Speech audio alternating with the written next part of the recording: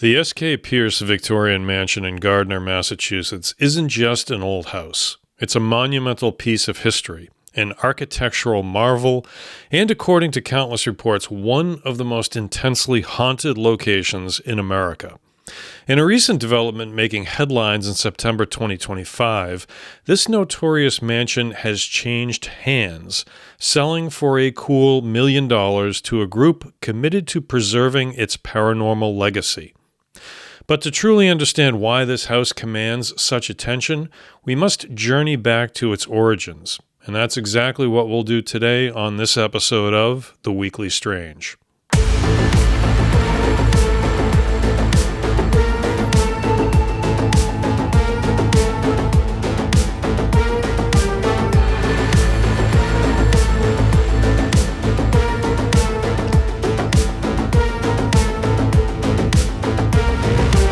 Hello, everyone, and welcome to The Weekly Strange. I'm your host, John F. Mers, author, actor, adventurer. The story of the S.K. Pierce Mansion begins not with ghosts, but with ambition and success. Built between 1873 and 1875 by Sylvester Knowlton Pierce, this house was a testament to his prominence. S.K. Pierce was no ordinary citizen. He was a successful local chair manufacturer, and his home was designed to reflect his stature. At an impressive 7,000 square feet, the mansion originally boasted 10 bedrooms, soaring 11-foot ceilings, and intricate hand-carved woodwork that spoke of craftsmanship and luxury. It was a true Victorian showpiece, a symbol of the American dream in the Gilded Age. During its early years, the mansion was a vibrant center of high society in Gardner, Massachusetts. Imagine grand parties, elegant gatherings, and the clinking of glasses. It hosted notable figures of the era, including a future U.S. President, Calvin Coolidge, whose presence alone speaks volumes about the home's standing in the community. Other celebrated guests included the iconic artist Norman Rockwell and the legendary showman P.T. Barnum. This was a house where history was made, where influential conversations took place, and where the elite of the time gathered. Its walls, if they could talk, would have witnessed an incredible era of prosperity and social grace. However, this period of grandeur, though significant, would eventually be overshadowed by a darker narrative. The mansion's initial promise of a fortunate life for the Pierce family quickly gave way to a series of tragic events that would etch a very different kind of history into its foundations. The first hint of misfortune came surprisingly early. Just weeks after moving into their magnificent new home, S.K. Pierce's first wife, Susan, tragically passed away. The cause was reported as a mysterious bacterial illness. And this early death set a precedent, a shadow that would seemingly cling to the property for decades to come. S.K. Pierce himself died in 1888, and the mansion, as was customary, passed down through his family. But with each generation, the Pierce's family fortunes began to dwindle. The grand estate, once a symbol of wealth, eventually fell into decline. His youngest son, Edward, took possession, and it was during his tenure that the mansion transitioned from a private family residence to a boarding house. This period in particular marks a turning point in the mansion's history where its reputation began to lean heavily into the notorious. Now, the transformation into a boarding house brought a different kind of clientele and allegedly a different kind of activity. The once elegant halls are said to have witnessed what some describe as unsavory activity. This reportedly included gambling, heavy drinking, and even prostitution. It was during this era that some of the most chilling and well-known tragedies associated with the S.K. Pierce Mansion are believed to have occurred, and these events are often cited as the primary reasons for the intense paranormal activity reported today. One of the most frequently recounted and disturbing incidents involves a Finnish immigrant named Eino Saari. In 1963, Eino reportedly burned to death in the master bedroom. What makes this particular incident stand out beyond its inherent tragedy is the speculation surrounding it. Some paranormal enthusiasts and investigators theorize that Eno Saari was a victim of spontaneous human combustion. This theory gained traction because despite Eno's death by fire, there was reportedly minimal damage to the surrounding room, an anomaly that has puzzled many. The idea of a man bursting into flames with little explanation certainly adds to the macabre lore of the house. Another tragic tale speaks of a prostitute who was allegedly strangled to death in one of the bedrooms, a room now ominously known as the Red Room. The details of this alleged murder are often recounted by those who have investigated the mansion, contributing to the sense of violence and despair that pervades its history. And then there are the chilling accounts of a young boy said to have drowned tragically in the mansion's basement. These are not just vague rumors. These stories are deeply embedded in the mansion's narrative, passed down through generations of residents and investigators. Beyond these highly publicized incidents, at least 4 other documented deaths have occurred on the property over the years. This accumulation of tragedy, death by illness, fire, violence, and drowning, has collectively cemented the mansion's grim reputation. It's this dense history of sorrow and sudden endings that forms the bedrock of its fame as one of America's most haunted locations. When you consider the sheer number of lives that have ended within or on its grounds, the idea of lingering spirits becomes, for many people, less of a fantasy and more of a logical consequence.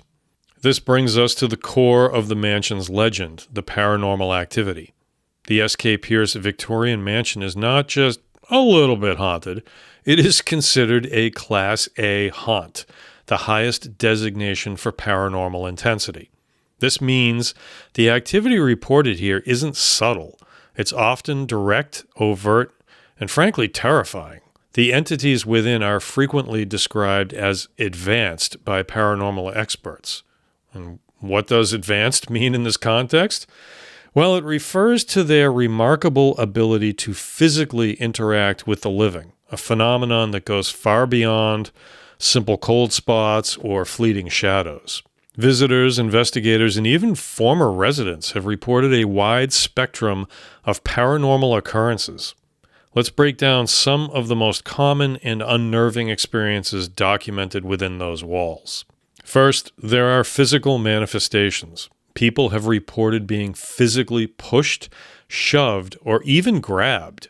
There are chilling accounts of visitors feeling a palpable presence attempting to force them down the mansion's grand staircase, or in even more terrifying instances, trying to push them out of a third-floor window. Imagine the sheer terror of feeling an unseen force attempting to manipulate your body, threatening to harm you within the confines of a historical home. And then we have the auditory phenomena. The mansion is a cacophony of disembodied sounds. Visitors frequently report hearing distinct voices, ranging from whispers to guttural growls. Chanting has been heard, as have blood-curdling screams that pierce the silence of the night. Footsteps, heavy and deliberate, are often heard pacing through empty rooms or descending staircases when no living person is present. These aren't just subtle sounds, they are often loud and clear, impossible to dismiss as imagination. And poltergeist activity is another common occurrence. Objects have been witnessed moving on their own accord, doors slam shut with incredible force, seemingly without explanation. Even more dramatically, there are reports of window screens flying off, suggesting an intense energy capable of manipulating the physical environment with considerable power. And finally, there are sensory experiences that contribute to the unsettling atmosphere. Sudden, inexplicable drops in temperature are frequently reported, creating an instant chill that lingers even in warm rooms. And perhaps most famously, a foul, musky odor is often encountered in various parts of the house, an aroma many attribute to the presence of an unseen entity. So who are these active spirits? The sheer number of reported entities is staggering. It's believed that the mansion is home to multiple spirits, each with their own story and their own specific areas of activity. Sylvester K. Pierce himself is thought to be one of the more powerful presences. Visitors have reported hearing a deep, guttural roar that seems to shake the very foundations of the house. This is often interpreted as the patriarch expressing his profound displeasure with the changes in the current state of his once grand home, a possessive spirit guarding his former domain.